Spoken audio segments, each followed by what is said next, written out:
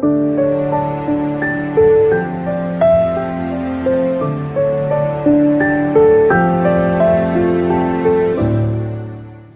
never, ever dreamed that my background would be just a practice ground for what I'm doing. But as a former coach, teacher, and umpire, I'm used to people not always liking all the decisions that you make. But if you do all those three with integrity, you end up coming out on top usually in the end. The budget. We have a deficit that is probably at an insurmountable state right now. In the next GA, it's predicted that we could be anywhere from $6 to $9 billion in the hole. And what we did in the last budget cycle was use a lot of federal stimulus money to fill in holes. That money most likely will not be coming to fill the holes, and we've done nothing really to cut back spending so that now when the federal money doesn't come in, we're going to be in big trouble. It's going to be the most difficult process in the next General Assembly for either side that wins. And it's not, people aren't going to like the cuts that are going to have to be made, no matter what. Either side's going to have to make cuts. We can whittle that down, combine agencies, combine departments, and save an incredible amount of money. But I've always believed if you have an ideal tax-based structure in your state, you will attract the people to come in. We're talking about wind energy, we're talking about all kinds of biomass technology, we're talking about all these wonderful ideas. There are people that want to come to Ohio, but they go to Indiana because their tax structure is better. They go down to Tennessee, they go over to Pennsylvania. They're even going to Michigan in some of these projects instead of Ohio. And I say that because Michigan has a bigger deficit than we do. And yet they're willing to work with some of these companies to bring them in.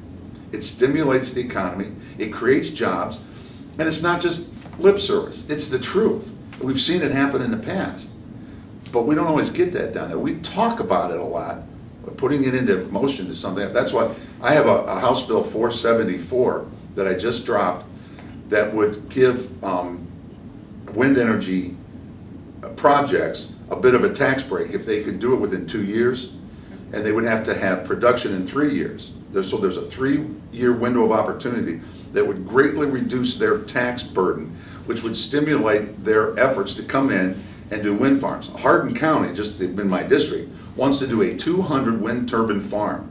That's just one project down there. There's also an inland port we're working on. And if we finish that all off, there's a potential to bring in 2,200 jobs to Hardin County. It's all, I mean, if I took my billfold out and I said, this is what it's all about, that's what it's all about. I'm worried. I think our tax structure is not favorable to small business. I have absolutely no idea yet how the new health care plan is going to affect business. I'm hearing arguments from both sides, and I'm hearing from small business pro and con. I'm hearing from big business pro and con. Again, that's a federal thing that trickles down that we have to deal with. I don't know what adjustments we're going to have to make with Bureau of Workmen's Comp and some other things because the price went up on that. It's interesting. We have to adjust. I have to be honest, Joe. I think it's a boondoggle project. I can't imagine that we couldn't use $400 million in a better way. When the capital budget came up in the last GA, and I was told I could ask for $300,000 for projects in my district. And I went to the governor, I went to the Speaker of the House, and I said I want $3 million for flood mitigation in my district. And nobody laughed, which shocked me. It was a bold move because I was a rookie then, but we need money here. I had talked to the Flood Mitigation Partnership. I had discussed with Tony Aridi many times about what we needed to do. And I already heard that the private industry was stepping it up and that the federal government was working with us. But where's the state on this? And I went to the governor's office. I said, Governor, you were down here 3 times. You had water up to your knees. I know you did. I saw you. I was with you.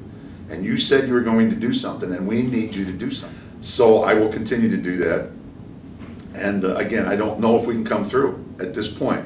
But my goal is to be in long enough to get the 9 million total. I think that's what we should do at the state level. I know we have tough times, but to me, of course, it's the biggest project that exists.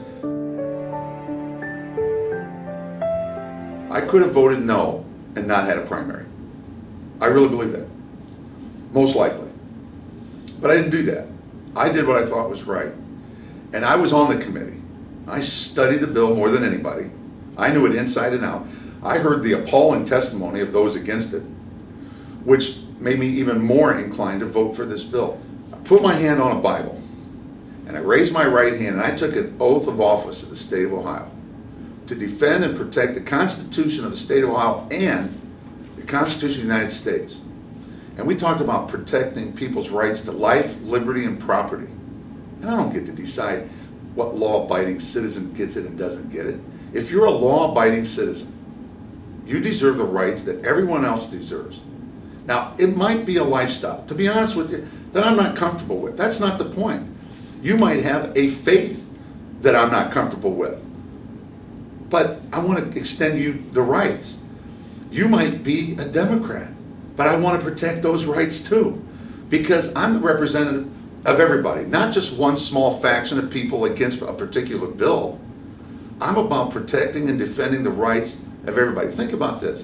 You could be an Iraqi war veteran, highly decorated. You saved 26 guys, pulled them out of a ditch, saved their lives, come back to Ohio, have a great job, perfect law-abiding citizen, and have a swank apartment. But if somebody finds out you're gay, they can fire you from that job and kick you out of the apartment. And that's not the America that I'm fighting to defend.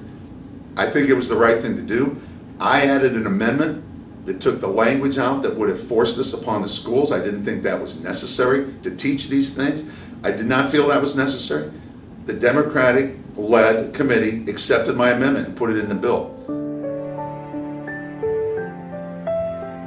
Well, one is trying to head off HSUS. I was one of 2 representatives that went to the Speaker of the House to get issue 2 on the ballot in time, which is trying to save our animal agriculture in the state of Ohio. The agriculture is our #1 business. And Representative Jim Zeringer from Mercer County and I went to the Speaker, caught him in the hallway, and said, Speaker, if we don't vote on this last day of of June, we don't have time to get this issue on the ballot in November. And he said, we're fighting with the Senate, nobody's given in, it's a dead deal. We're not gonna, and I said, Speaker, this is one of these situations where it's not who's right, it's what's right. And he goes, well, I promised no amendments, the Senate added amendments, and they went through this little debate in the hallway. And I just said to the Speaker, Speaker, it's the right thing to do. And he said, well, I'd have to suspend the rules today. I said, you're the Speaker, you can do that. And he goes, let me think about it. So we went to the House floor about an hour and a half later. And he calls me up to the front. He goes, we're going to do it. And he said, you made a good point. It isn't who's right, it's what's right. And I was like, wow, this is good. This can work. What it did was set up a livestock standard care board that would do our own bird dogging within our own state and not have people from California and Washington, D.C. coming in and telling us how to handle our livestock industry. But I still believe if you reduce taxes, you make the state of Ohio more attractive for people to come in, and then it stimulates the economy, and I believe that. Plus, we have to have some kind of incentive program to keep the 18 to 35-year-olds here.